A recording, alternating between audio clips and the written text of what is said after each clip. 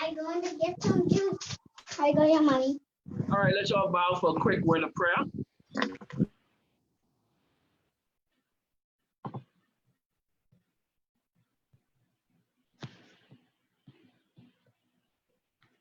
God, our Creator, we are thankful for our place here this evening. Thank you for keeping us safe as we journey to and fro throughout the day. Thank you for being good to us. We thank you for all the participants and the viewers that are logged on tonight. Thank you for guiding our dialogue. Thank you for all the insight that we will glean from our lively discussions. And we ask that you would forgive us of anything that we have thought, heard, said, or done that wasn't pleasing to you or in your sight. And every heart says amen and amen. So we welcome you all again for our second series of discussions on entrepreneurship. Welcome you to this town hall meeting, and it's hosted by the Young Democrats Alliance, which is the youth arm of the Democratic National Alliance. And I'd like to preface our meeting by saying that no speaker here on the call tonight has been asked to become a member of the party. They are not members of the party, and their participation tonight should not be taken or interpreted as an endorsement of the party. So a political party is hosting the event, but by no means is it a political event. The only topic of discussion tonight, again, surrounds the theme of entrepreneurship. And we are promoting the ideal of youth ownership and financial stability. So as the flyer says, the thought for tonight's engagement is life after high school, employee or entrepreneur. And the term entrepreneurship is defined as an individual who creates a business, bearing most of the risks and enjoying most of the rewards. The entrepreneur is commonly seen as an innovator, a source of new ideas, goods, services, and businesses. So the ultimate goal and the idea of these entrepreneurs provide a platform where, so tonight we'll hear success stories along with challenges, especially challenges business owners have encountered during this COVID-19 pandemic. So ultimately, we want to encourage and promote the concept of youth entrepreneurship and ownership. So our first speaker is going to be Mr. Nicholas Hicks. And I'll give you a little intro about him. He is the Deputy Director of the Small Business Development Center. The center is the product of a tripartite arrangement between the Bahamas government, the University of the Bahamas, and the Bahamas Chamber of Commerce and Employers Confederation, and the Ministry of Finance. The center works to guide the development and funding of small and medium-sized enterprises throughout the country. He's having some login issues, so I think he's going to try and log in again. Good evening, everyone. Yeah. All right, so Mr. Hicks, you have the floor, sir. Thank you. Thank you much for the introduction, and I appreciate the Young Democratic Alliance giving me the opportunity to speak today on the Small Business Development Center. So today I won't speak too heavily on the history. I think we'll focus more on what we're currently doing. But as Dietrich mentioned, we are a tripart relationship, and we started in 2018 with the simple goal of helping small businesses from their inception until 3 years out, help them succeed and grow. So this could range from increasing your revenue, decreasing your costs, to getting a new contract if you need help with a pitch, if you are creating synergies, if you are looking for a rental space, but getting a singular rental space is costly for yourself, but we know that somebody's willing to share space within the program, creating those synergies together. So the sole goal is to make sure that businesses succeed. And so we are located on 8 islands, officially in Nassau. And I like to speak on that because we have specific advisors on each of those islands with the goal of helping that island. And so, you know, most persons in a lot of programs, it has been Nassau focused, but with the SBDC, we are trying to make sure to engulf the culture of that island. So we have an advisor specifically from Eleuthera, on Eleuthera, one on Andros from Andros, GB, Abaco, etc. And we grew from 8 advisors to now we're about 22 advisors. So we've grown a lot since 2018.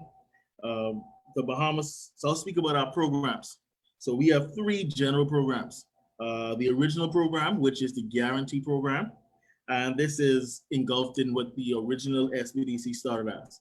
And this was 5 million for 5 years. So 25 million, the Bahamas government, Ministry of Finance was giving us 5 million a year to guarantee loans for clients up to $500,000. So within that program, we do grant, equity, and debt financing. And then our grant, I'll start with the equity. So equity financing, we have a lot of investors in the Bahamas who would like to invest within small, medium, and startup businesses. However, there are challenges where they sometimes don't trust the numbers, or sometimes they don't think the equity value is suffice, or vice versa. The entrepreneur is saying that they haven't met a private investor who actually understands what their goal is, who understands the vision. And so the SBDC is supposed to be the middle ground to help the investor and the entrepreneur to make sure that the deal is right for everybody. And so we also do debt financing. And with that debt financing, it's a max of $500,000. So we guarantee the loan 75%. And that goes from private investors or commercial banks. And I'm very excited that we now do micro loans within the SBDC. So that's unprecedented around the Caribbean and Latin America, where within the SBDC ourselves, we give out, approve, and give out loans, issue loans within the SBDC. And that ranges up to, it was $15,000 last year.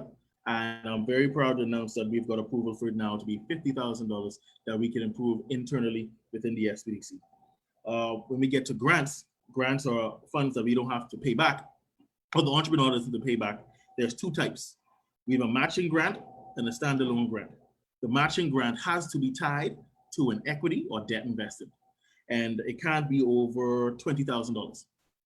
For the standalone grant, which we just got approved about a month and a half ago, is a max of $5,000. But this standalone grant does not need to be attached to any debt or equity investment, which we're very proud to say. So we're trying to help business at all layers. So someone looking for $5,000 should not go through the same hassle as somebody who's seeking $380,000 or $400,000. So we're trying to streamline that.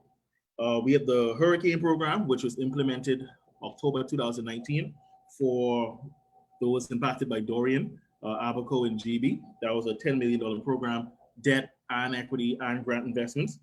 We're currently with the COVID program, and the government gave us $30 million to help small, medium businesses and navigating this time period of COVID.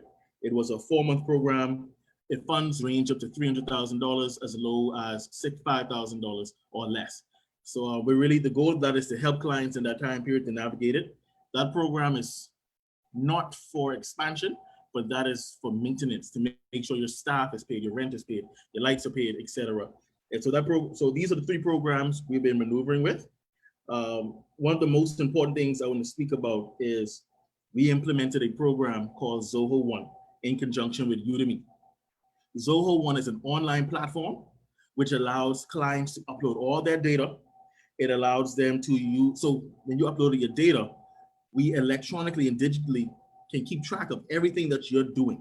So no matter what part of the process you're in, nothing can get lost in emails, nothing can get lost in somebody's phone, or something can be miscued. All emails, all data, everything you upload, if your advisor leaves the company or is fired, then all your data is still there and there's no duplication of information.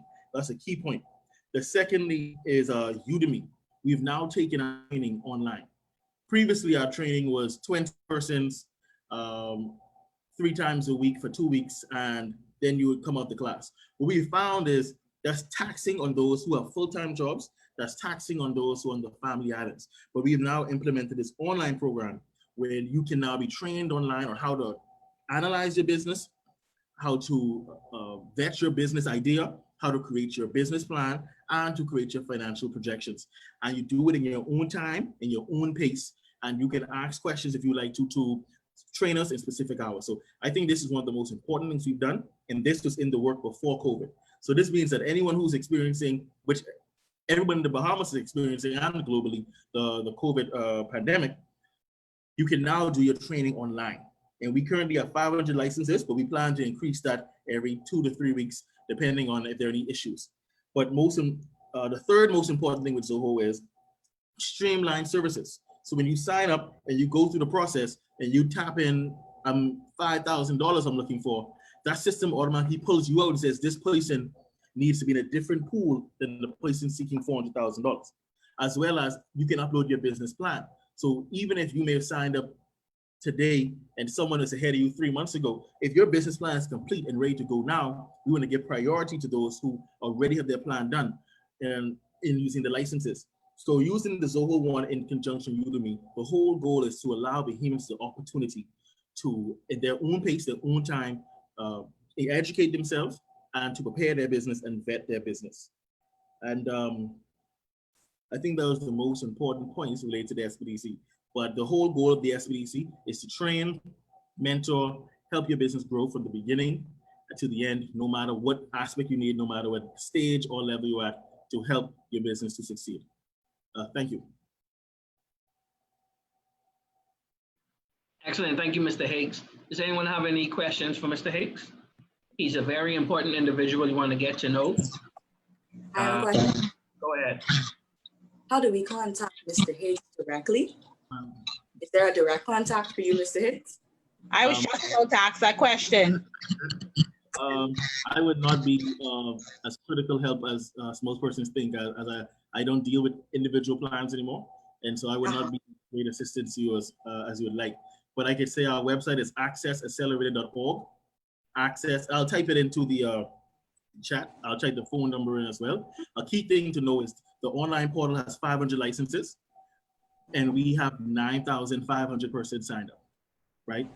So the whole plan is to sign up as soon as you can, and we plan to increase the licenses as much as we can to get to as close as that number as possible. And a key feature of this is, unlike with the normal startup programs around the world, or what we did is, you have a clock on this. If someone gets the invite for the website to do the online class, and within 3 weeks they don't sign up, they move to the back of the line. If there's no, so we want to focus. This allows persons who are serious and who are willing to put the time in, the opportunity. And so this will weed out those who are not serious, who just want to sign up and be there, but who aren't willing to put the work in. So I know we have a lot of clients in the system, but with 500 and within, I think 2 weeks should be 1,000. Within every 3 weeks, we're weeding out those who aren't serious, but we're not kicking them out. They're just going into the back. So I'll type the website in now and the number in right now. Is there an email address they can reach you on as well, Mr. Higgs? I'll type it in as well. I'll type it in as well. Perfect. Anybody else has any questions? He has about 2 more minutes.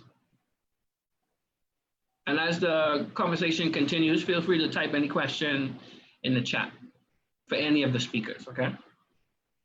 Any other questions for Mr. Higgs? I have a question. I want to know exactly if Mr. Higgs, if he can tell us just exactly like what type of business are highly in demand like within the Bahamas? Oh, very good question. So the first, I'll preface this by saying that a lot of persons ask this question, and they're looking for like an IT software type of question sometimes. But I'll say I've watched businesses, someone who fixes cell phones, just literally fixes cell phones, netted $25,000 in 1 year just fixing cell phones whilst he had a full-time job. So to some, that's a low amount of money. But as he's working his full-time job, he's netting $25,000 just fixing cell phones. That to me is a very in-demand business. So when we talk about small, medium businesses, that right there is a very successful business. We also have businesses ranging in IT. So demand, we have a lot of persons interested currently in manufacturing, whether it's manufacturing teas or maybe it's growing pigs or yielding eggs.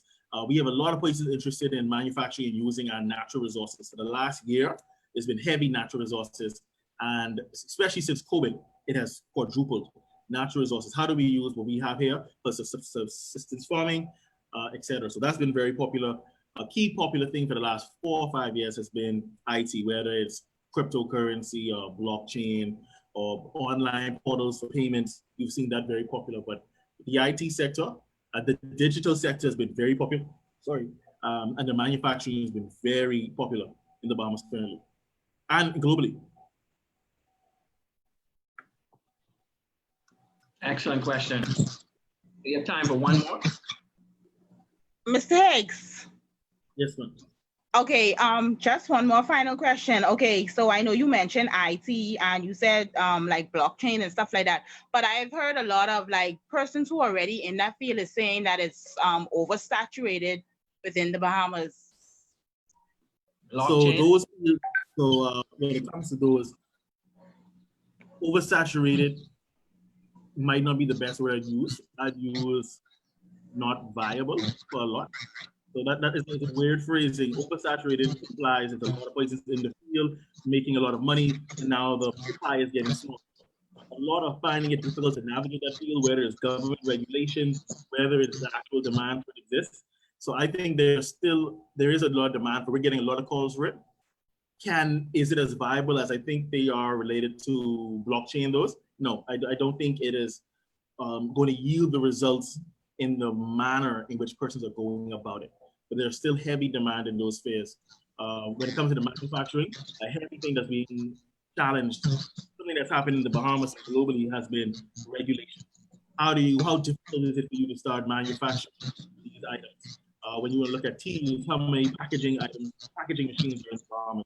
Or if you want to brew beers, if you're a microbrewery, then you cannot sell off premise. So now it's difficult to get in the 700s. You have to sell in your store. So your growth is now, as they would say, stagnated. So in the manufacturing, it's been heavily what persons would consider red tape and regulation. I think I answered your question. But when it comes to oversaturation, I use that word when it comes to car rentals. You have that field is oversaturated. It is everyone's car is now on the road as a car rental. So that's an oversaturated market. I would say for the blockchain, persons haven't found a viable way to monetize that as yet. So yes.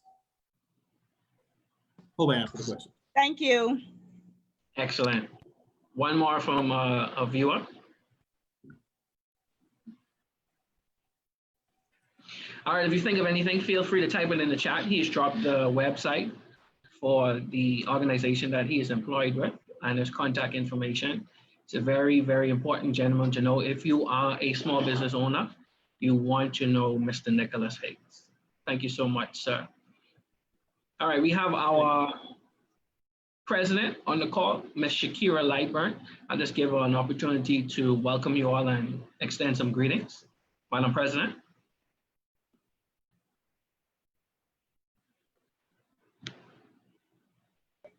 A pleasant good afternoon to all participants and viewers. I would like to welcome you to the Young Democrats Alliance Town Hall meeting.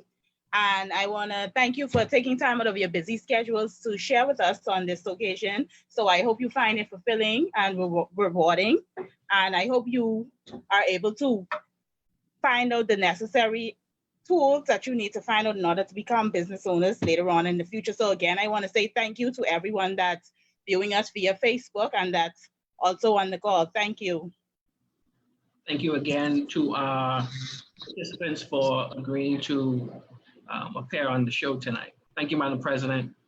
So a quick nugget, security doesn't come from the money in your bank account. It comes from the ability to create income anytime you want. Learn how to start a business. As mentioned earlier, no speaker is by any means affiliated with the party, but we do want everyone watching us to follow the party's social media platforms. We're on Facebook, Democratic National Alliance, Twitter, IG at My DNA Party, LinkedIn, YouTube is also Democratic National Alliance, and our website is www.mydnaparty.org. Our next speaker is Mr. Lamont Astwood.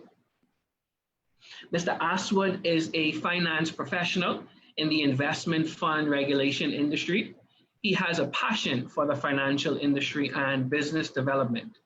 He is also the founder of Astwood Enterprises, which is a financial consultancy firm that works alongside entrepreneurs with the ambition to grow into an international company.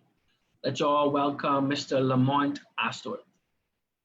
All right, Good good night, good afternoon. night. All right, you guys hear me? Yeah, I can hear you. All right, good. All right, first of all, I'd like to say thank you all for having me here. I really appreciate it. You know, I was there the first time, it was another issue, but you know, I'm back. So I just hope everyone's having a good night. Well, I guess I could start off talking about the topic for tonight was entrepreneurship versus employment. Now, as with most things in life, I would like to say that particular, I don't like to call it argument. It's just that stuff like that is usually is a lot of shades of gray. Now, if you're talking about entrepreneurship or employment after high school, that a lot of it depends on the individual, the student, how do they feel, their interests, their abilities, their talents, and their vision on where they plan to go for the future. Um, I feel as though not everyone is really, I hate to say this, but I've heard people say it, like not everyone is built to be an entrepreneur. And I really don't like to doubt or, you know, don't give people what, you know, credit. But I think everyone should be a business owner. I think that is an argument that is an argument. That's something that everyone should be, a business owner. Albeit you help start a business from the ground up, you buy equity in a business. I think that is something what everyone should aspire to be, because not everyone wants to run a business. Like I would invest in a business that I don't know how to run the day to day for, and I don't really intend on learning how to run it from the day to day. So that was just like one of the caveats I had, and it just, I mean, it all depends on you. It depends on your strengths, your weaknesses, and your abilities. And like I like to tell people, you know, don't be fixed in your mindset. You could be an entrepreneur, you could be an entrepreneur and employee at the same time. You know, you could be an entrepreneur. That's something where someone within a firm takes excessive risk or spearheads a new product, a new service, and they end up building up their own brand via that route. So stuff like that, I really like to say, you know, it really depends on the individual. There's so much more I could say on this. There's so much more. Like right now, we could talk for like 2 hours. That's on this topic alone. But that's it. On my personal route, after college, I went straight into my job at the Securities Commission. So I work in investment fund regulation. I always knew I wanted to be a finance professional from I was in college. At first, I did physics and engineering, but I knew I wanted to be in the finance industry. I wanted to get into asset management, wealth management, things along those lines. And when you look at the people who are at the top, the founders of the company, most of them worked for another company for like 20 years before they made their goals. So that isn't something I would say like, oh, you got to branch off and start doing business today. You know, that's always an option. That's something that's a viable option for some people. But sometimes that's their option. Because I think it's going to be a really riveting discussion tonight. I like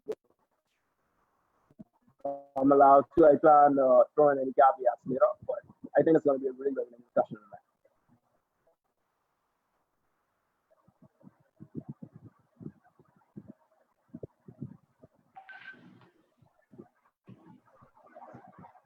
Did you go again, Mr. Ashwood?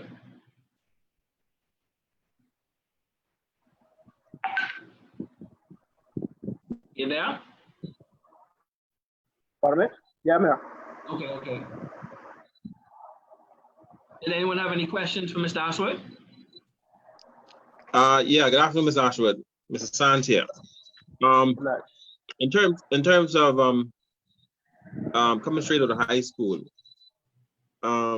what would you think would be the best way in terms of getting finances? Because you know you just come out of high school, so what would you suggest be the best route to take in order to gain financial resources in order to start a small business on your own? start start a small business. Well, I work with business owners all the time, and I can tell you from what I've experienced, it really, and I know some of you might not want to hear this. It really depends on what you want to do. It really depends on what you want to do. Some businesses you could start up literally with $100, with sometimes less than that. Then some businesses you need a huge financial backing, but you need like the experience behind it. I know some people, what is a route called bootstrapping. That's like when you work a job, you save up your money, you sacrifice, and then you invest that money into the business. That's the way how a lot of people start off, you know. And I think the advantage is starting off small. Like if you have a clear vision, like out of high school, I would say the advantage is starting off small. But I think a lot of people overlook. You learn lessons that you wouldn't have learned if you was to just get a lump sum of money. So you learn how to do more with less. That's what I'm saying. Like you really learn how to do more with less. You learn how to brand and market more effectively. You know, you learn more time management. You learn like, okay, I can't waste money on this. I gotta invest it here. So that's something what I actually that's where you really learn, because I hate to be saying because so much, but when people say resources, most people automatically assume money. Resources can be time, can be expertise, could be knowledge, could be effort or as a hustle, you know? So simple things like that. That isn't money oriented, you know? And those are things where I think a lot of people overlook. And just you have to really assess your situation, be realistic with your situation, and how you get from point A to point B to point C to point D. Like I tell people, it's better to make a couple $100 mistake than a couple $100,000 mistake. So sometimes starting small is one of the All right, thank you. best things you could do as a business owner. All right, Mr. Aswood, feel free to drop your social media tags in the comment box in the event anyone wants to reach out to you. Any questions for you, your email address. I know Mr. Link, Instagram and LinkedIn as well. And should anyone have any questions, feel free to drop it in the chat for him. Thanks again, Mr. Aswood. All right, our next speaker, 23-year-old Sasha Pinder. Sasha is from Freeport, Grand Bahama, and she is the CEO of Be My Guest, a business and brand development company. Good evening, hi. Hope all is well with everyone. So sticking to the topic, y'all can hear me? Yes. Beautiful, lovely. Yes. So sticking to the topic, life after high school, employee or entrepreneur, I don't think that there is a right or a wrong answer. I think you can do both, but my advice firstly would be to obviously get a job. You can't do anything without experience or exposure. Like theory only takes you so far. I took business as a course in high school, and we didn't learn how to build a foundation to start our own business, but they taught us how to pretty much do office work, which is kind of backwards to me. So you still have to go on your own and utilize the internet. It's free. You could learn how to create your own business plan. You could look at financial planning. You could do everything, the same YouTube you use for internet, you could use it to learn and build a solid foundation to start any business it is that you want to do. But firstly, I advise anyone coming straight out of high school, if they're not going straight to college, to get a job if they aspire to be an entrepreneur. That way you learn customer service, you get experience with everything, accounting, rude customers, friendly customers. You learn good and bad things from your supervisors, your boss, things that you would want to do or wouldn't want to do, implement or wouldn't want to implement when you become the boss one day. So there's that. I post tips daily on my social media platforms at Be My Guest 242, where I have I started a 10-step series where the first one was 10 steps to start a business. We're in the second week now where I'm doing 10 steps for brand development, and branding is something also very important. A lot of persons just feel as though they could take $100 and start a business, and then get sad when it pretty much doesn't sustain or it doesn't last. And that's because they didn't do the proper planning or the proper research. So I'm here to tell you that utilize the internet. There are persons out there to help you. Get a mentor. If you have a hard time researching and learning things on your own, but it is very, very possible.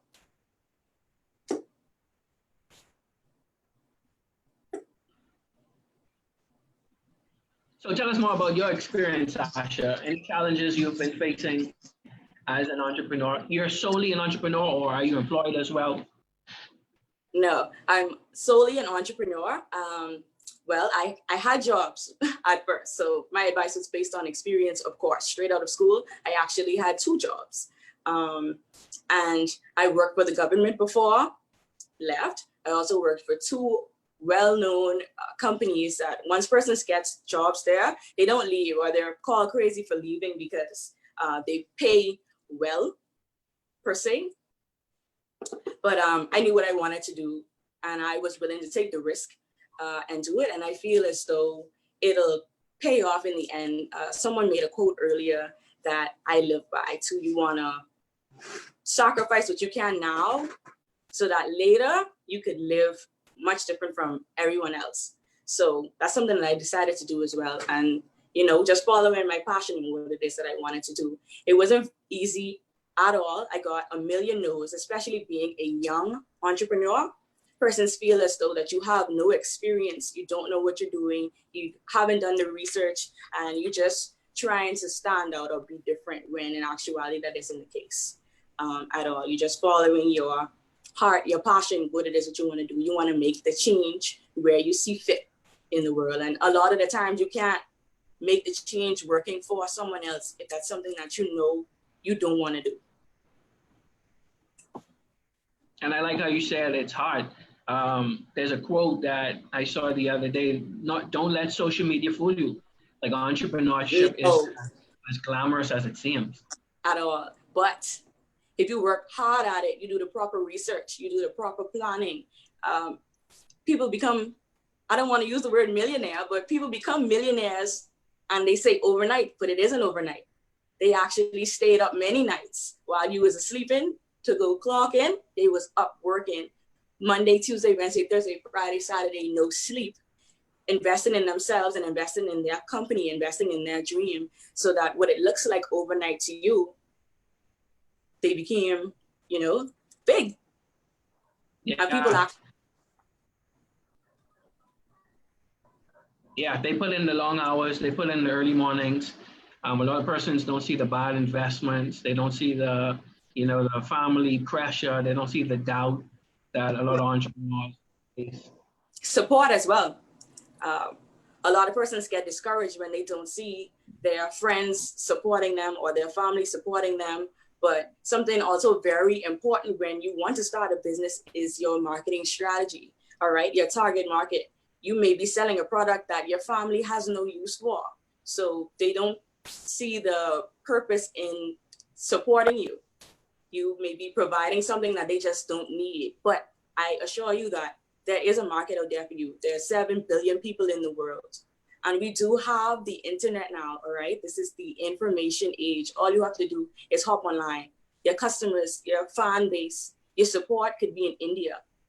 It could be in Jamaica. It could be in Canada. It could be anywhere other than home. A prophet is not always accepted in his home first. Mm-hmm. That's what the Bible says. And trust me, from experience, people you know and people closest to you are usually the last persons to support you.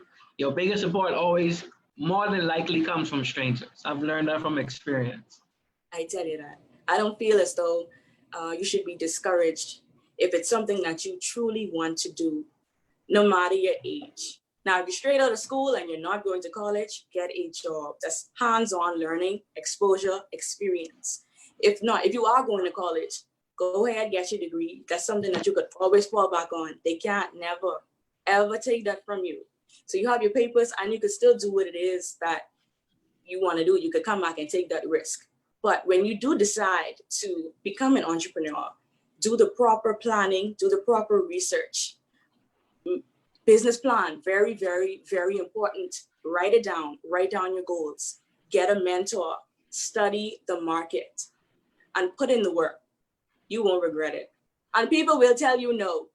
Don't be discouraged.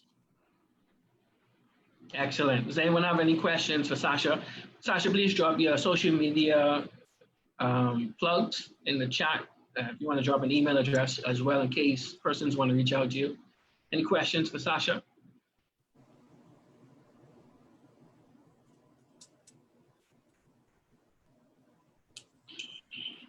Hello. Hi, can you hear me? Hello. Hi. Yes, I'm sorry, we can hear you. Okay, I signed in late because I was having some issues signing in with the password. I don't know why, but I'm glad you made it.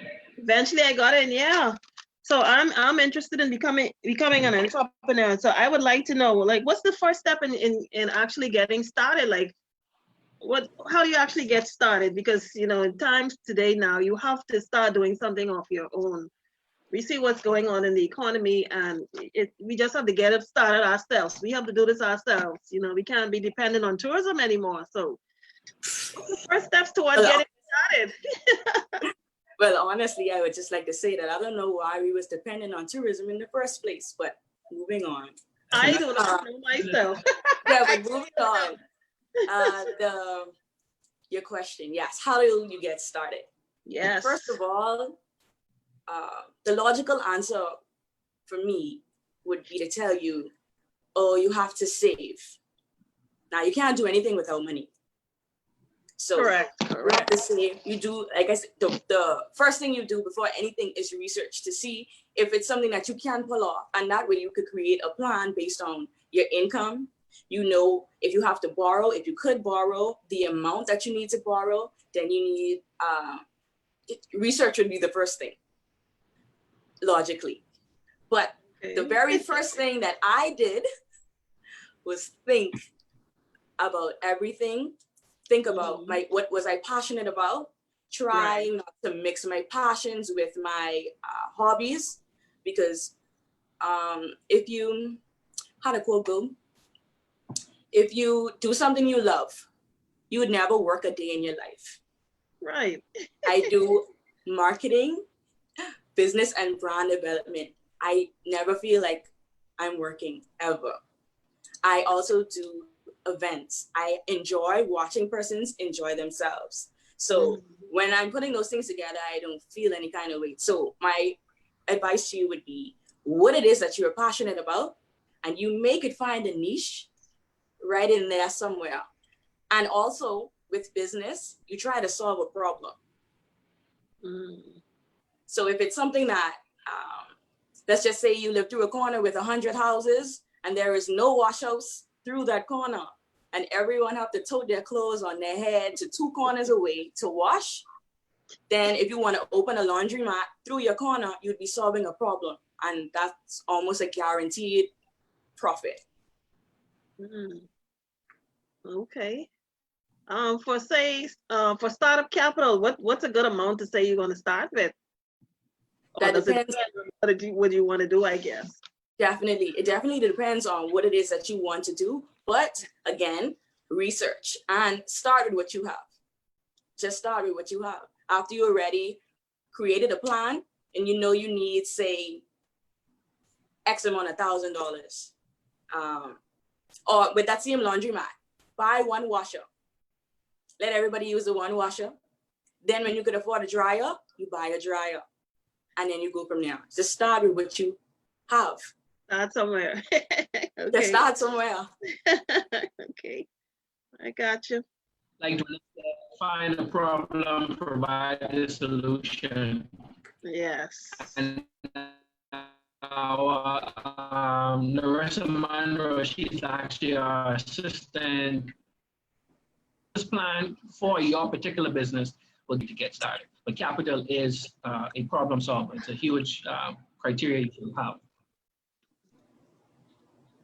Any other questions? And again, feel free to type it in the chat. Hi, I have a Anyone can. question. Sure, go ahead. Yes. Hi, Ms. Pinder. Hi. I want to know how important is marketing and branding, and what do you recommend for branding and marketing on a budget? First of all, that is, I think after planning for your business, after your business plan, marketing is the second most important thing that you could do and you should do and you will do if you have a business or plan on starting one. Marketing is marketing is advertisement. Marketing is how persons view you, how they see you, how they get in contact with you, your product or your service. Branding is your reputation, how you come off, where do we see you? There's something called brand positioning. And that's why I don't go anywhere or I don't go certain places without my uniform. Because every time someone sees me, they say, hey, where's that? Hey, where do you work? What do you do? And you want to invoke a conversation. You want to introduce yourself every time someone sees your logo or your brand. That's how important branding is and marketing. Marketing is putting yourself out there. Marketing is your profit or your sales, your customers, all of it. You wouldn't have a business without it. Excellent response. And branding is how you carry yourself as well. Definitely. Reputation, how you look, even right down how you feel and how you treat others. It's the lasting impression on your customer always. And I'm learning who you associate yourself with. Definitely. Yeah, for real. But Ms. Pinder, we'd love for you to continue all night, but we have other great minds to get to. So again, please leave your social media information, email address as well. If anybody else wants to reach out to Sasha, feel free to do so. Thank you so much, Sasha. Thank you. Excellent. Want to acknowledge our leader, Madam Aranthia Komalafe. She's on the call. Our deputy leader, Mr. Boshemi Ambrista, he is also on the call. Thank you for being with us, Madam Leader and Deputy. So our next speaker will be DJ Mani. Friend, great to have you. So Mani is a 9th grade honor roll student at St. Augustine's College. He's on the school's basketball team, softball team, and a member of the band. He sings music. And in 2018, Mani was named the next best DJ in the under 16 age category. And at 12 years old, this afforded him the opportunity to work at local radio station Hot 91 as a radio DJ. Most weekends you can find DJ Mani entertaining at events. And we're excited that he has decided to be here. So Damani Scott, AKA DJ Mani, my friend, you have the floor. Good afternoon. My name is Damani Scott, also known as DJ Mani. I started in 2017 when I got my first DJ set as a Christmas gift from my godfather. He owns a radio station in Turks and Caicos. My family members realized my love for music. I also played the saxophone, so they realized my love for music. And they thought that I could turn DJing into a business. My first official job was in February of 2018 at my godsister's birthday party. And after that, the persons at the party realized my talent, and that's where I got started as a business. In March of 2018, I entered the next best DJ competition in the under 16 division, where I competed against 4 other DJs. I won the competition, and as a result, I won an internship at Hot 91, where I was later employed as a radio DJ. My show was aired on Saturdays at 8:30 and 9:30 a.m. I attend St. Augustine's College as a member of the band, softball team, and basketball team. I'll be going in the 10th grade in September. I'm also an honor roll student. I put grades before DJing so I could balance with both the school and the DJing. And I also DJ at school for events like pep rallies, school dances, and things like that at school. I also DJ at weddings, baby showers, birthday parties, and corporate events. And you can follow me on Instagram at DeeJaymani242. So tell us a little more about your experiences as a DJ. So I personally used DJ Money for one of my events, and I was very impressed with the professionalism and the guidance and the nurturing from his parents as well. Similar to DJ Overdose, who spoke on our last call. So Manny, tell us about your experiences working at the station, working with different persons at different events. Okay, yeah, so I was intern at Hot 91, and they realized that I was really serious about it because the internship only supposed to last for 3 months. And they realized how serious I was, how on time I was at test like runs. I never got to DJ on air, but the first time I DJed on air, they realized that I was serious about it and I got employed. And Overdose, as he started the radio, the online radio during Corona, during the quarantine, I got to showcase my talent on the radio. And now I'm an official Overdose radio DJ. I got added to the group where with other DJs I got really familiar with, and I got to work alongside them as well. Excellent. Would you, after you're done with high school, is this something that you want to do full time? What are discussions with your parents been like? Do they want you to go to college? Talk to us about that. What I really wanted to do, I wanted to be a doctor, a physician specializing in sports medicine because I like sports, and I figured that DJing could be a side job, but I could still get my degree for sports medicine. So, because you can never know what happened in the future, you won't be able to know if you're gonna be doing it full time. So you can still have to be able to have a degree. So I still going to college, and I'll be keeping DJing on the side. Yeah, additional income, and even now, you can use that income, pay school fee, buy further equipment, save. You can use it to invest. I'm like I said, I'm very impressed with the parents. I'm certain they've had those discussions with you as well, saving and investing. Does anyone have any questions for Manny? I think he is well-spoken, extremely mature. Yeah, go ahead. Hi, hello, DJ Manny. Yes, sir. Yeah, my question is for younger persons going into or want to try to go into business, what would you say would be something that you have to think about before you take that step, or you just take it like Nike and just do it? Do you have to think about anything important, or you really need to focus on first?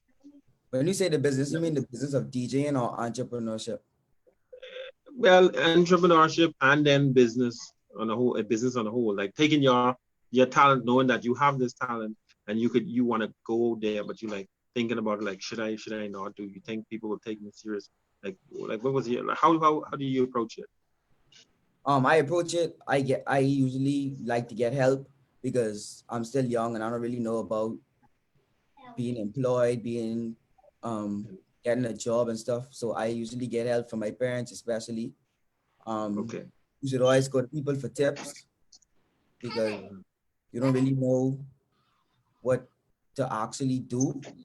Like for me, I didn't really know what to actually do, so I still got help from my parents, my auntie bought me my first business cards. I learned how to write receipts. I learned how to talk to the people who hire me, stuff like that. Okay.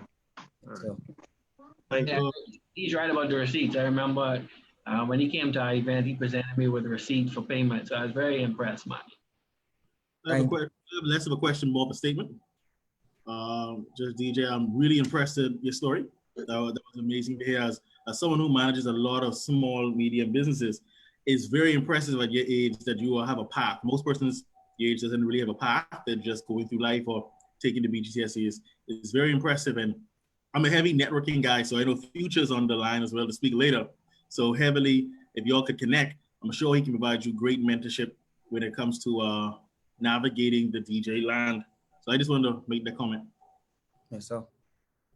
Manny, there's a question from our Congress rep for the Nassau Village constituency. What advice would you give to young persons that have a passion but not sure if they should pursue it? So you, at a young age, you've decided to take this leap. What advice would you give somebody else who wants to take that leap, but they're unsure? I figure that you should take the leap because you never know where it could take you. So if you're not sure, you should still be not afraid to take the leap. And if it doesn't go as well, then you could try something else. But if it goes, you never know if it's going to go well or not. So I feel as if you should take the leap because you never know what could happen. Yeah. I have a question. Yeah, go ahead, Chrissy. May I? Okay, it's quite admirable what you're doing, Mr. Scott.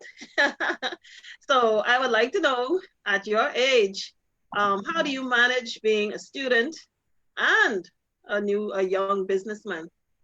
How do you find balance? You were doing this before the pandemic? Yes, ma'am. Okay, so how did you find balance? Like, when did you find the time to do your work on the side? How did you manage?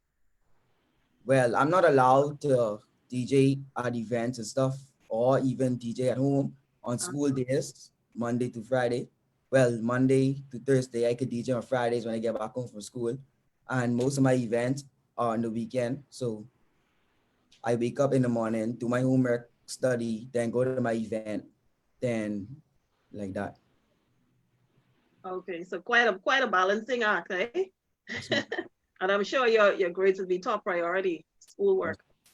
So you said you have done a few events before? Yes, ma'am.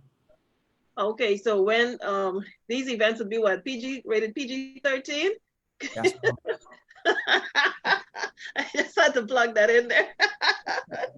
I know how it is. He's definitely covered by his parents, so his manager, so I'm sure they, monitor. Right. Madam YDA President, Yes, I wanted to know from DJ Manny. I wanted to know, does he ever spend time like with his own pairs? Do we ever socialize and relax and wind down? Because he seems to be so focused as a young man. So I want to know if he ever gets a chance to interact with persons his age on his downtime.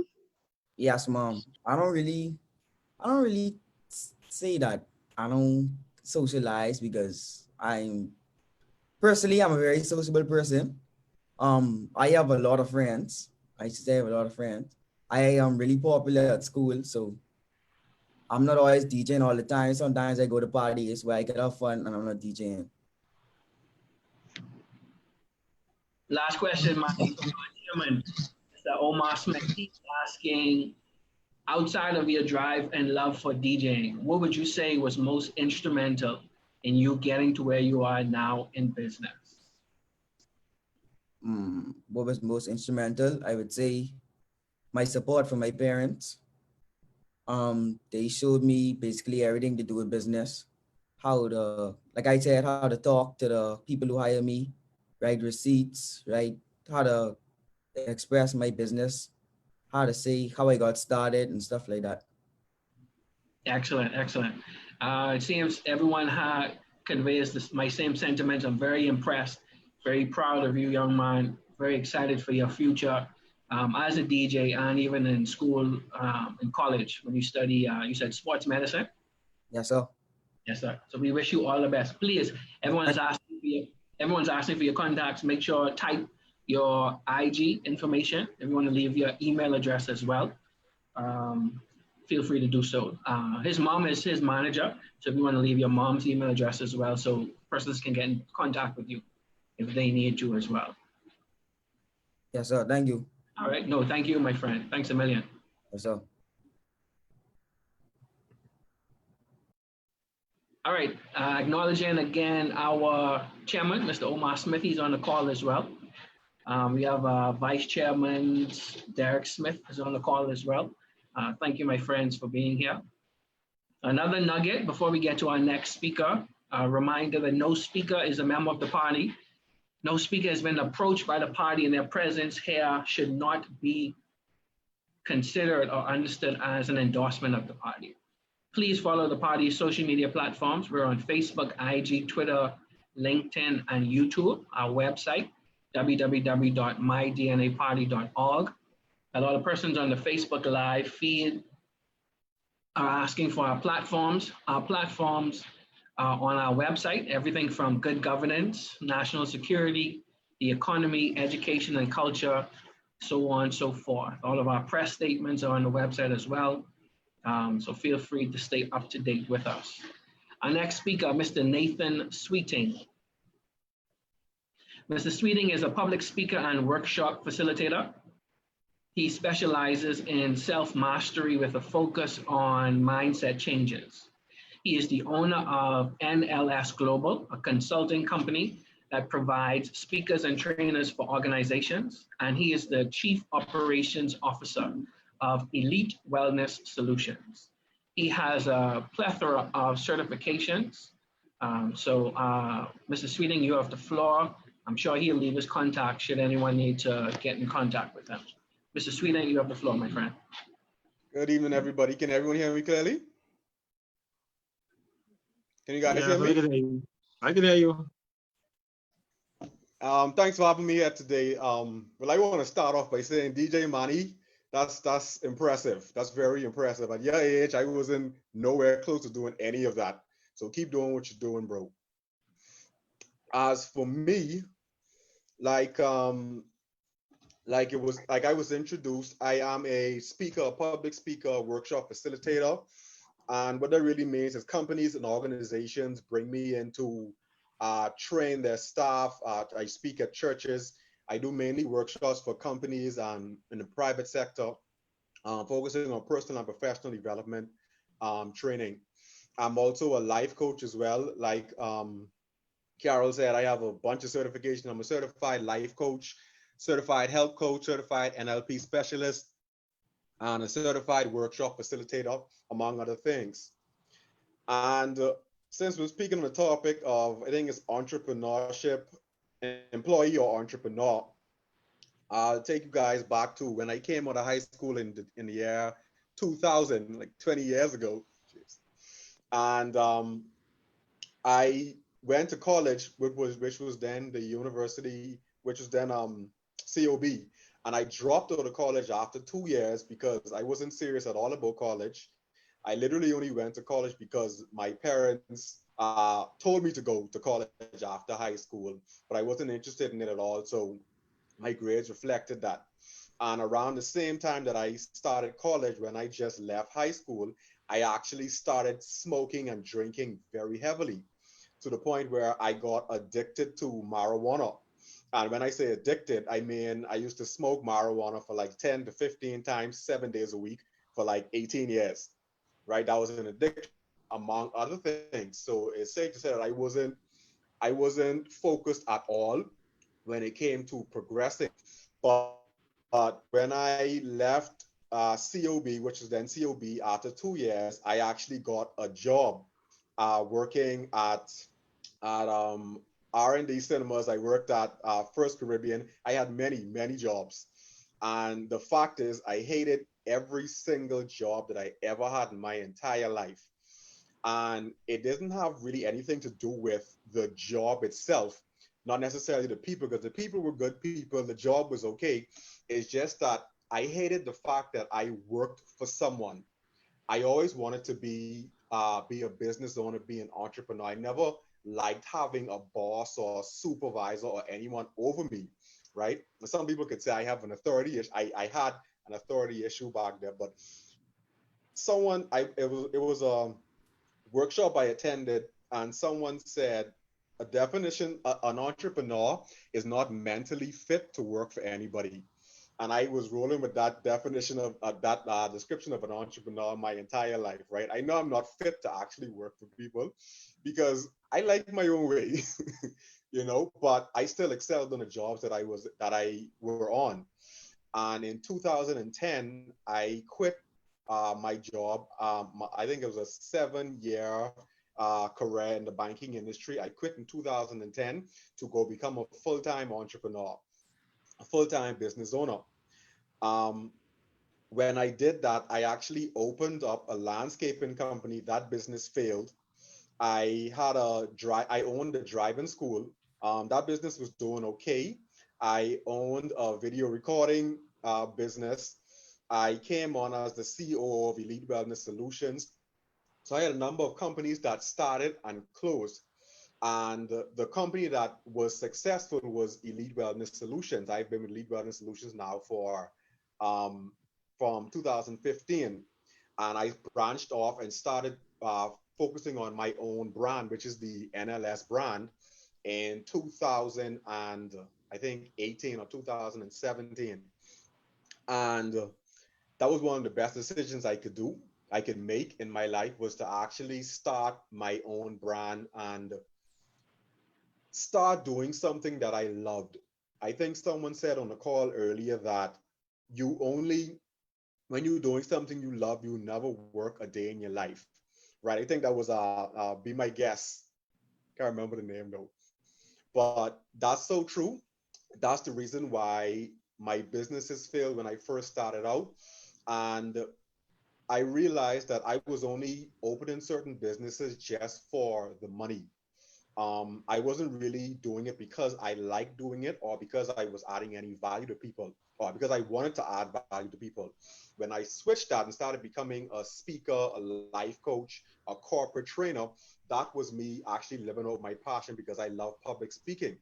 I always say I would much rather go in the front of a crowd as opposed to speaking with one person.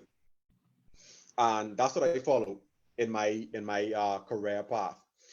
Now, what I wish I had done differently was, I think my video paused it. No, no.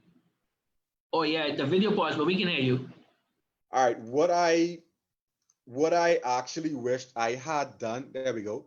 What I wish I had done back in the day was to hold on to my job while I was opening my businesses, because I firmly believe in the bills got to get paid.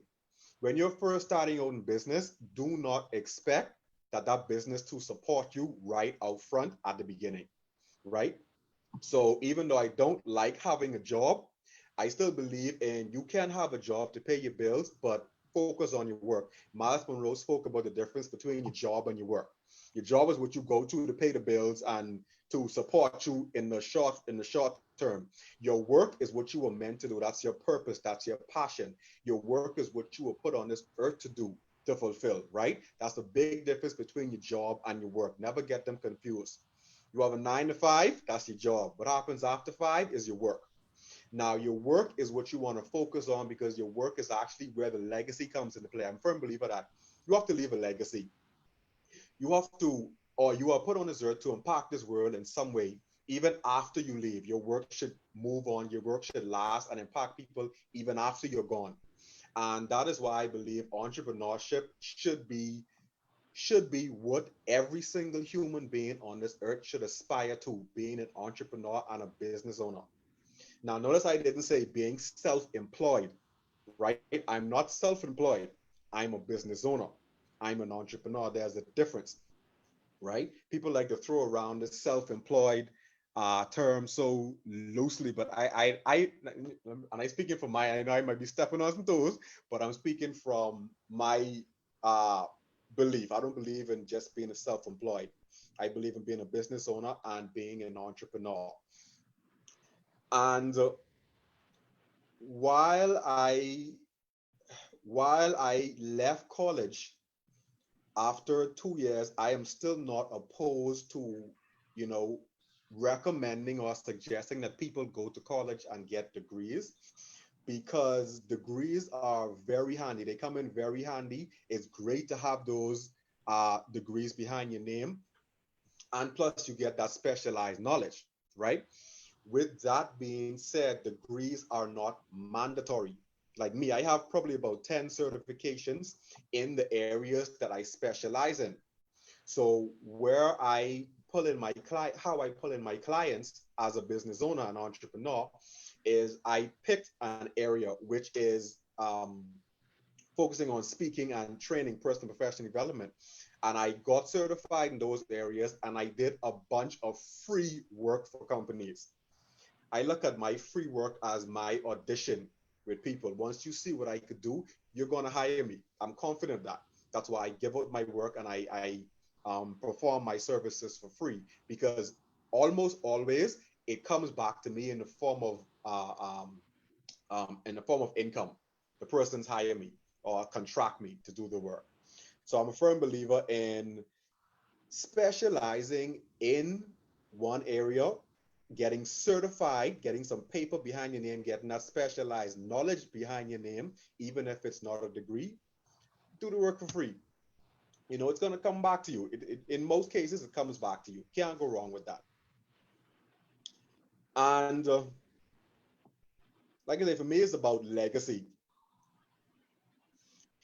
Now, one of the biggest things that I had to get over as an entrepreneur is the word no. And as a coach, I actually coached a lot of people on the word no, because a lot of people don't know how to, first of all, accept no. And most people don't know how to say no. That word no is a very dangerous word to a lot of people.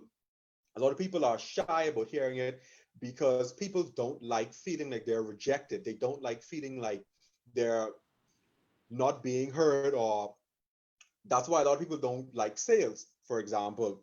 And if you're an entrepreneur, business owner, you're in sales.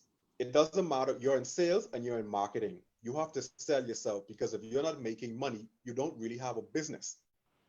You have to make money in your business, right? Unless it's a nonprofit, of course. But you have to make money, so you have to focus on sales. If you're going to focus on sales, you got to get used to hearing no. I have never heard no so much. I have heard no more times as an entrepreneur than I've ever heard in my entire life. I've been rejected. People have cursed me out. I mean, when I say the things that I've heard on the phone, when I've cold called people and reached out to potential prospects, the curse words, the don't call me no more, to leave me alone, and take me off your list, and let that brush right off your shoulder. As an entrepreneur, you could never take things personally, because whenever someone is acting negatively towards you, it's never about you, ever. So never take a no personally. Never be scared to hear no. Never be scared. You know, I mean, because, you know, if you don't do it, you never get anywhere, right? Now, I notice I talking a lot. How much time I got? Because I can talk all day. I got a couple minutes, right? Carol? No, but I'm enjoying. You got 2 minutes, but I'm enjoying you. Yeah. That's all. Yeah, so you got 2 minutes, but you're talking good. Go ahead. All right, good. Just want to make sure. Did you hear me? You got 2 minutes. Yeah. So I want to wrap it up with, I guess, some final advice for you guys. One of the things that I focus on in life, one of the main things that I focus on in life is my personal development. I'm always reading. I listen to audiobooks a lot. So I run through one audiobook every 3 weeks, roughly. And so I finish a book every 3 weeks. And these books range from mindset to emotional intelligence to marketing to sales. I read all kinds of books because I want you to focus on being a specialist and a generalist at the same time. Focus on specializing in one specific area. How are you adding value to people in this specific area? And also focus on being a generalist. A generalist means even though my focus is on mindset and helping people with their thoughts and emotions, I still know sales. I still know marketing. I still know branding. You see, I'm a generalist in those areas. And to compensate in those areas where I'm a generalist, I hire specialists in certain areas. You see, so people hire me because of my specialty. I hire other specialists to help me with my business. That's the difference between being a specialist and a generalist, right? So keep your focus on constantly developing yourself, learn emotional intelligence, learn what makes you tick, develop your self-awareness, as in to mean find your passion, find your I don't like to say weaknesses, but find your strengths and find what you're not so strong at. Find your areas that you need to focus on and focus on them. All right. And the last point I want to give you is to utilize your resources. Everybody on this earth can be an entrepreneur or business owner and should be an entrepreneur or business owner, whether that's part-time or full-time. And everyone on this earth has resources. Your telephone, the internet, the people around you, your family, your television, everything around you could be used as a resource. You just got to get creative with it. All right. And I just put out a webinar. Well, I just put out a free webinar for persons how to create opportunities during crisis. I have that webinar up on my website. That's free of charge. If you go to nathanlsweeting.com, you'll find the webinar there. You just register there and take the webinar. That's something free for you guys. And let me stop because I can run on all night. I'm done. But type it into the chat, please, and your contact information. But what's refreshing for me is how you spoke on you had 2 failed businesses, and then you talk about, the persistence. And it's just like what Sasha said earlier, like entrepreneurship, we encourage it, but it's not all glitter and glamour. Like you will be depressed at times, you will be ready to quit. And people see success when you finally have it, but they don't know the journey, the struggle. So I appreciate you touching on that. We have time for one question. Does anyone have one question they want to ask?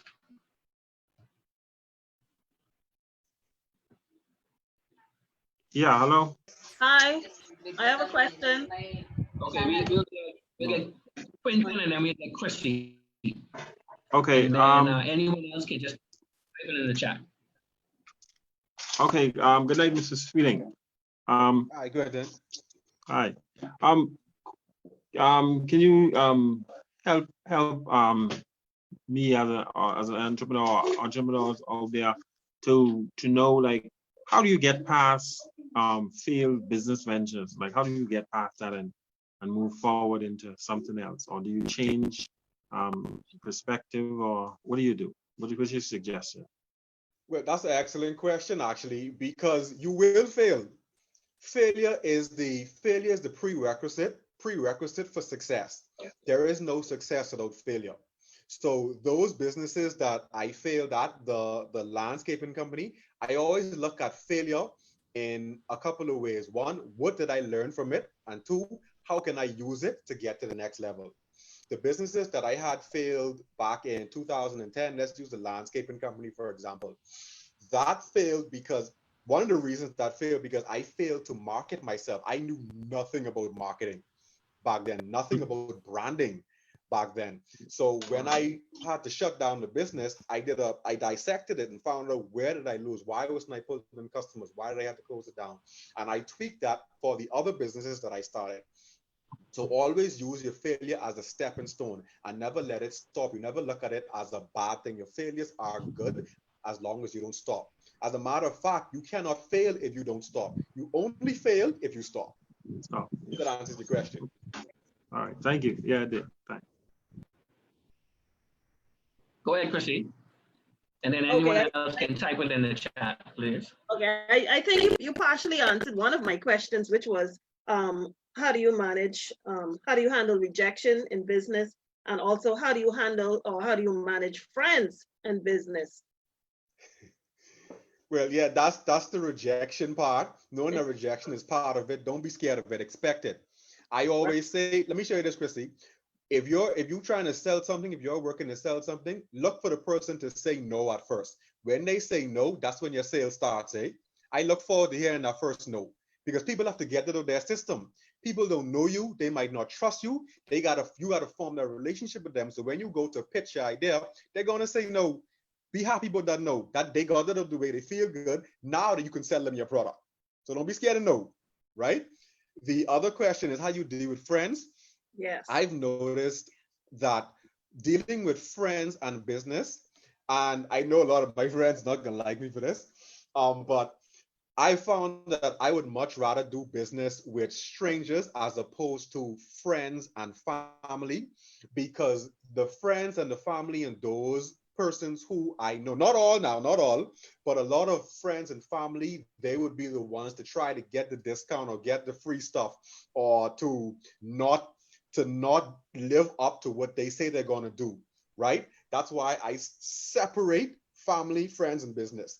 I don't care if you're my mother, if you're my daughter, whoever you are. If you're utilizing my service, you're a client or you're a business partner. And I draw up contracts, I write receipts. I don't care who you are. I keep it business. You got to do that, man. I agree 100%. I agree 100%. I remember Drake has a line in one of his songs. He says, business is business. Essentially, forget how you feel. It's just business. And a lot of persons don't understand that. Even though you're an entrepreneur, you still have bills to pay. You still have mouths to feed. Everybody wants a discount. Yeah. And I give discounts sometimes, but the general price is general price. Yeah. No, but I appreciate your input, Nathan. Please make sure I leave your contact info. I see your website. If anyone has any other questions, feel free to drop it. And 6 ways to support small businesses. Going back to what Nathan was saying, you can write a positive review. You can tell your friends and family about the person's business. You can engage with their content. You can give them a shout out on social media.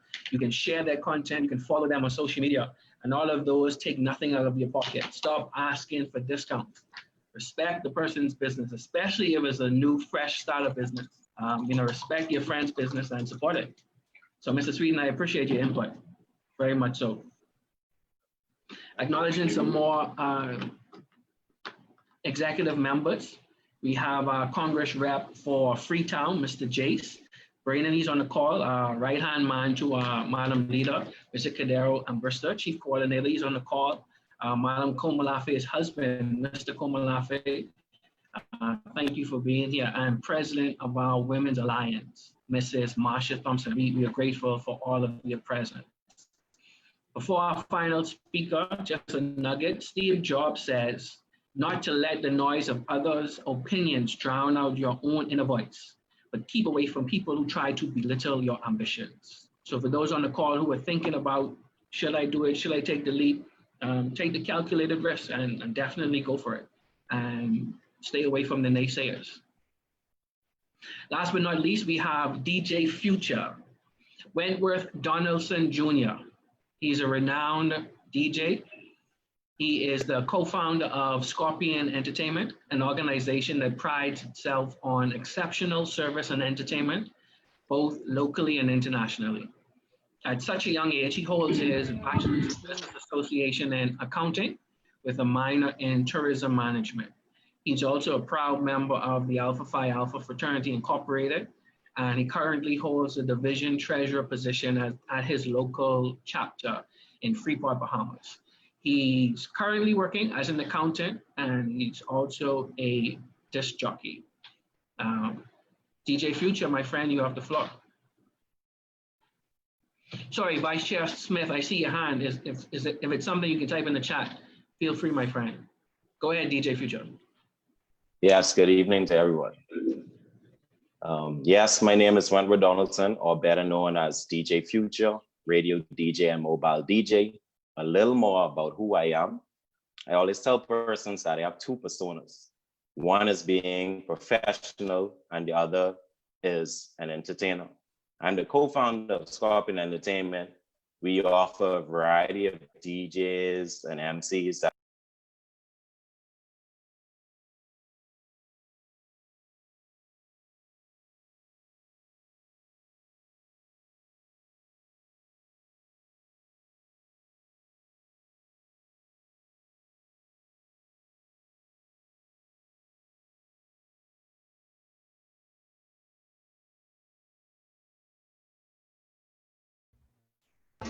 Your mic is DJ muted. is muted. DJ Future's mic is muted. Yes. Hello? Yeah, I think we can hear you now. Go ahead. Okay. Yes, I am the co-founder of Scorpion Entertainment. We offer a variety of DJs and MCs that accommodate any event, no matter how unique it may be. Scorpion Entertainment also offers equipment rental and marketing services, and we pride ourselves on professionalism, exceptional service, and entertainment for diverse crowds. I graduated right here from St. Paul's Methodist College here in Freeport in the year 2013 as head boy and also as top male achiever in my class. Immediately after high school, I transitioned to tertiary education in August 2013 to pursue my Bachelor of Business Administration degree in accounting with a minor in tourism studies. While doing this, I have done internships as well as worked several jobs to gain accounting experience. Immediately, I found myself working the employee role because, as we all know, life is not free. We have mortgages, some have rent, school fees, car bills, perhaps children or dependents. It may sound sweet skipping right to starting your own business in theory, but the reality is we all have responsibilities. Even though we may have that entrepreneurial spirit, it takes careful planning and sacrifice to become an entrepreneur. Some may ask, why contribute so much time and effort to ensure the success of another entrepreneur? Why be an employee first? I just want you to think of that question for a moment. That question is structured by someone with tunnel vision because that should not be your only focus while working as an employee on your road to an entrepreneurial goal. While being employed, you should be like a sponge and allow yourself to soak up all of the experiences and knowledge that job may have to offer. Be inquisitive, ask questions, and make mental and physical notes. Those notes will help you on your journey to becoming a successful entrepreneur.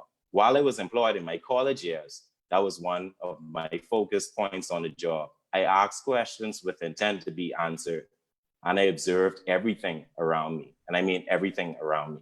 I observed the practices of those in managerial roles, CEOs, and even line staff roles. I'm the guy that would spark conversations with my manager while everyone sat quietly.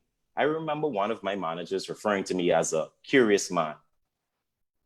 You see, most people don't have the courage to ask questions. They fear being shut down or feeling mortified. A wise man once said, curiosity is the compass that leads us to our passions. Follow it, and you won't be disappointed. The future belongs to the curious. My college experience has played an integral role in my process to entrepreneurship. However, a college degree is not for everybody. I will say this again. A college degree is not for everybody. Each individual's path is unique. For me, a college degree has granted me more knowledge, allowed me higher paying career opportunities, job security, and the ability to manage adversities. Research indicates that college graduates earn more money in their lifetime compared to those with just a high school diploma. For those on the call inquiring about college or may know someone that is inquiring, I will say this to you. Please have a plan. Do not register until you have a plan of what your course study should be. I have had colleagues spend tons of money that could have been saved if they had properly developed a plan. What should this plan consist of? This plan should consist of what your course study is, how it will benefit you when you're done, is it a lucrative choice, and why you are passionate about it. I always had a passion for music and numbers since high school. In my second year of college, I started to invest more in Scorpion Entertainment services and equipment. As time progressed, I found myself being booked out, sometimes at even a month's time. Mix 102.1 FM saw my work and recruited me for the daily midday mix show, and I have been broadcasting there ever since. I can proudly say today that Scorpion Entertainment now has an app available in the Google Play Store and App Store. So yes, it's for Samsung users and iPhone users. And yes, it is free and it has non-stop music. I won't go into too many details about what the app has to offer because I want you to download it and check it out for yourself. After my college degree, I worked several years in accounting departments and soon began my CPA process. As you notice, I didn't jump right to starting my own business. I always had an entrepreneurial spirit, but at the same time, I'm a practical person. I took care of my obligations first, and I gradually invested into my own business. That is my secret to you. See, a lot of times people are fooled that the journey is easy or one straight road. No, the road is curvy and it has a few bumps in it. And if you're from an island like me, maybe even a few potholes. It takes time, dedication, sacrifice, and adversity to become successful. So I implore anyone with an entrepreneurship in mind to gain knowledge first. It is wise to be an employee first and later transition into being an entrepreneur. This is where you make your mistakes and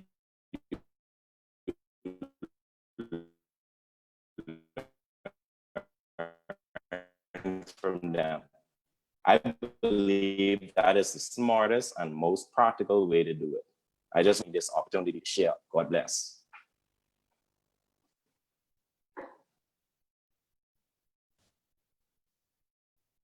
Mr. Carroll?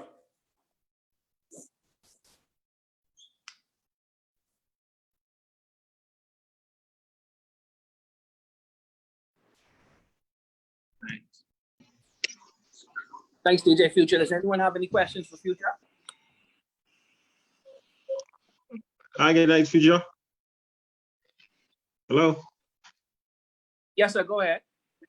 Yeah. Yes. My question, good night. My question is, like, when do you know what time it is to like make that transition? Like, how do you decide when is the time? Like, you decide after you feel like you completed all your obligational tasks, and then you say, okay, now tomorrow is the day I could say, yeah, I'm ready to jump, take the leap.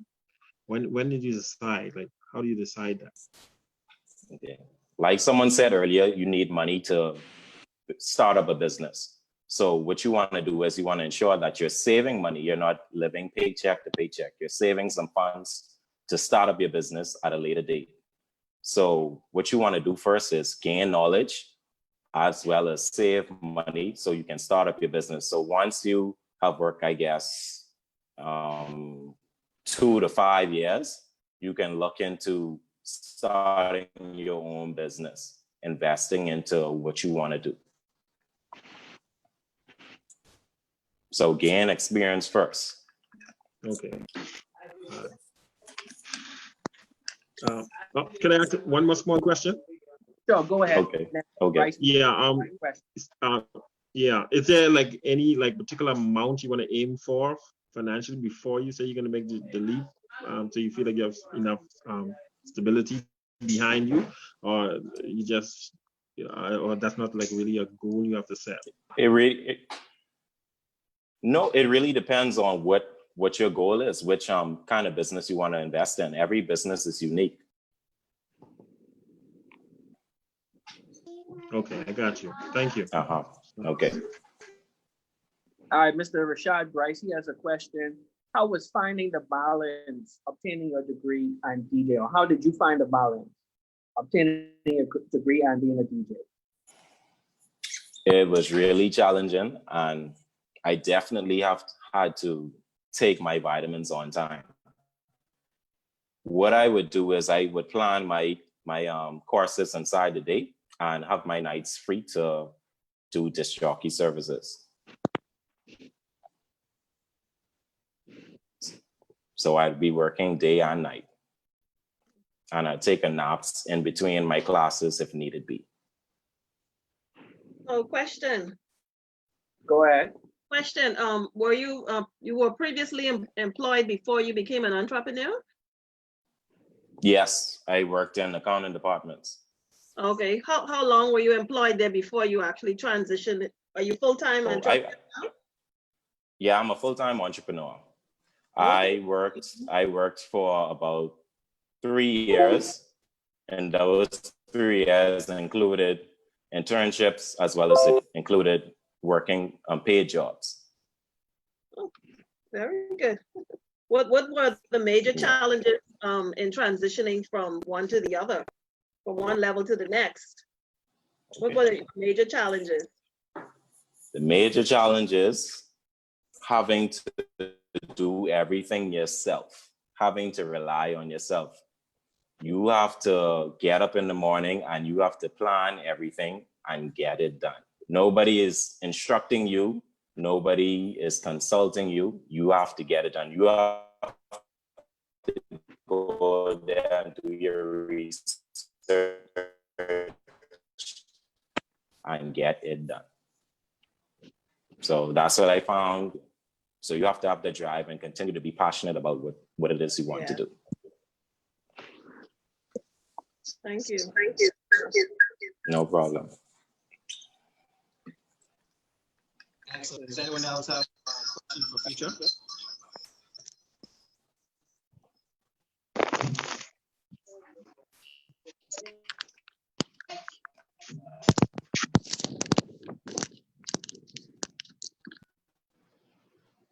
All right, Future, thanks a million for your contribution. Please make sure you can follow him on IG. Future, make sure leave your IG information.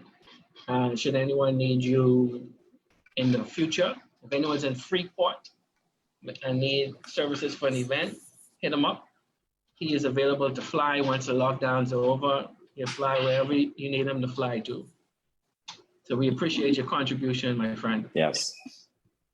Yes, exactly. I miss flying. All right. But hopefully one day freedom will come. So we'll call on yes, I'm waiting for it. yes, sir. We'll call on our deputy leader to provide closing remarks for us. Our deputy leader, Mr. Bushemi Ambrister.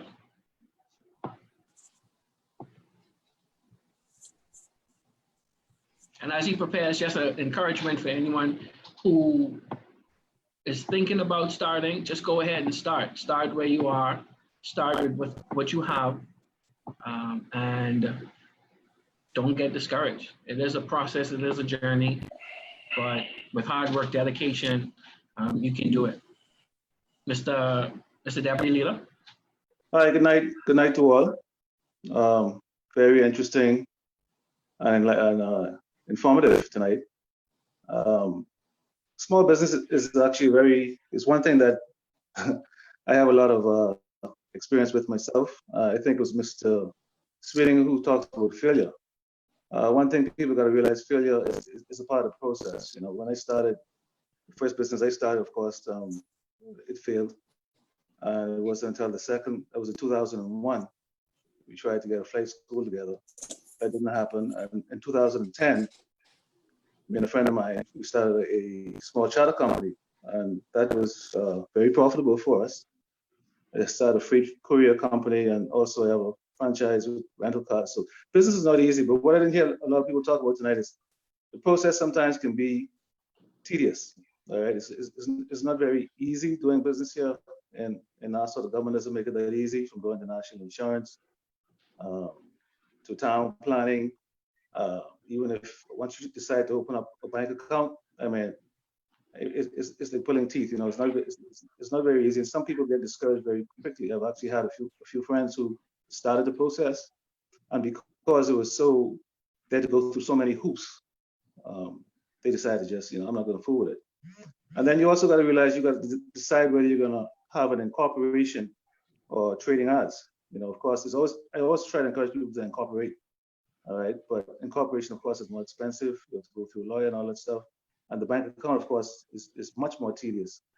But I'd like to encourage everyone. I mean, if you have a dream, go ahead, start. You may fail. If you fail, just pick yourself up and try again.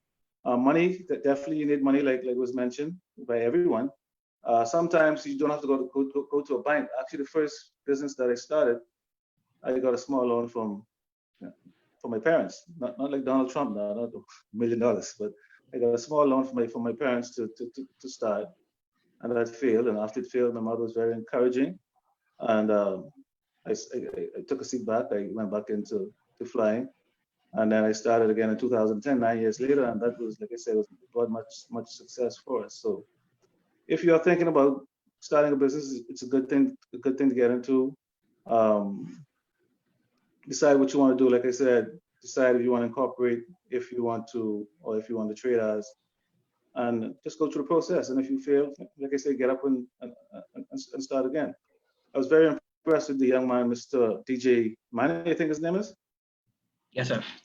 Yeah, so yeah, man, it's very good what you're doing. You said that you're I think you said you're on the honor roll at school. Yes, sir.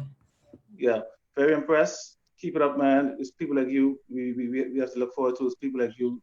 The reason why we're doing what we're doing for you, so that you can have a better Bahamas and you can have something to look forward to, and your dreams can become a reality. So keep it up. Be encouraged, and very impressed. So all the best to you. All the best to everybody. And once again, I'd like to thank all the panelists for joining us tonight. And like the Mr. Carroll said, most of you are not members of the DNA. I'd like you to give us some consideration, however. But once again, thank you all, and I wish you all the best. Thank you, sir. And the last voice we'll hear before we leave is that of our leader. Make sure to tune in. She'll be on Where Your Head At tomorrow morning at 10 a.m. on More 94.9. Where Your Head At, that's a radio talk show with Bahamian Trade. So tomorrow morning, 10 a.m., 94.9. And again, feel free to follow us on all our platforms. Website, www.mydnaparty.org, Facebook, Instagram, Twitter, YouTube, LinkedIn, we are there. Thank you again to all for tuning in. Look out for the next one. Thank you for our panelists. Madam Leader, please take us home. Thank you, Mr. Meeting Chair. And again, I would like to say thank you to the YDA, the Young Democrats Alliance, and you, Mr. Meeting Chair, and Madam President, for putting on this very awesome forum, a continuation of where you left off from last month. There's very little that I can add to our Deputy Leader's remarks. He has provided some very good nuggets, in addition to all of the very great nuggets that we heard from the panelists for tonight. I want to thank you for allowing us the opportunity to have you share on our platform. I am so inspired by so many of you young people, even as I was listening to a lot of the remarks. I mean, I'm young, but a lot of you are younger than myself. And what I do recall is when I was in high school, I was thinking about which university I would go to and my future job. And maybe years later, I would start my own businesses and become an entrepreneur. But what I like about this generation is you are the generation of risk takers. You're thinking about becoming entrepreneurs even before you get out of high school. In that sense, I was so impressed by DJ Manny, a young man. When I was his age, again, I was thinking about which university I was going to, and DJ Manny is a business owner. Very impressive. He's very articulate. He seems to have a clear understanding of what he is doing, his business. And I want to encourage you, DJ Manny, and all of your future endeavors. I like the humility that came through in your presentation. And also, I would like to thank DJ Future, who, again, this balance that you're doing, I'm all too familiar with it, but I was working while I was in school. You all are carrying on your own businesses. The young lady that was from the business where we were talking about branding yourself, I was very impressed by that particular presentation. And obviously she had on her shirt and was branding herself. And so that was very impressive as well. Of course, Mr. Astwood speaking about how you can get access to funding, which seems to be a very major issue as it relates to entrepreneurship, something that we speak to very often. If we're going to get the economy going, we have to get more jobs created. And the way that we will do that is to create more Bahamian businesses. It's going to be very important that we invest in more businesses. Capital is out there, but we need to make more capital accessible and at affordable rates. But again, I would just like to thank everyone for your participation on this forum tonight. And we look forward to you joining into our future forums. Thank you, Mr. Chair. Thank you. Everyone have a great evening. Good night. Right, thank you. Good night. Good night. Good night. Thank you for coming.